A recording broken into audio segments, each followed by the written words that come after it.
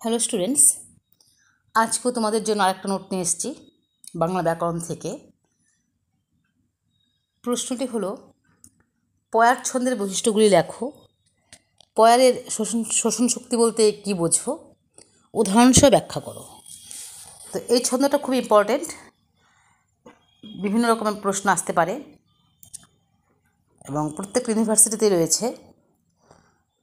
তো 2 মার্কসের বা 3 মার্কস, 5 মার্কস, 6 মার্ক, 10 মার্ক যে কোনো প্রশ্ন আসলেই তোমরা লিখতে পারবে যদি এই লোডটা পড়া থাকে। তো খুব ইম্পর্ট্যান্ট একটা প্রশ্ন, পয়ার ছন্দ আসতে পারে। পয়ার ছন্দ কাকে বলে? পয়ার ছন্দের বৈশিষ্ট্যগুলো কী কী? বা পয়ারের শোষণ শক্তি আলোচনা করো, বা পয়ারের উদাহরণ দাও। এরকম বিভিন্ন রকম প্রশ্নই আসে। তো প্রথম পার্টে দেওয়া হয়েছে পয়ার ছন্দের বৈশিষ্ট্য, 4টা বৈশিষ্ট্য রয়েছে। তারপরে কিছু উদাহরণ।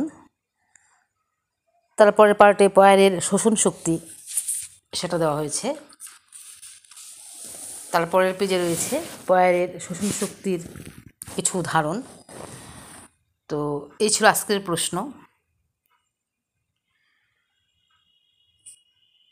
তো খাতার মধ্যে নোটটা ভালো করে লিখে নাও, যে কোনো প্রশ্ন আসলেই তোমরা দিতে পারবে।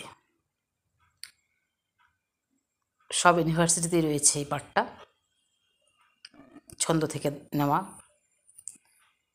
তো আজ এখানে রাখছি, পরবর্তীতে আরও কিছু প্রশ্ন নিয়ে আসবো।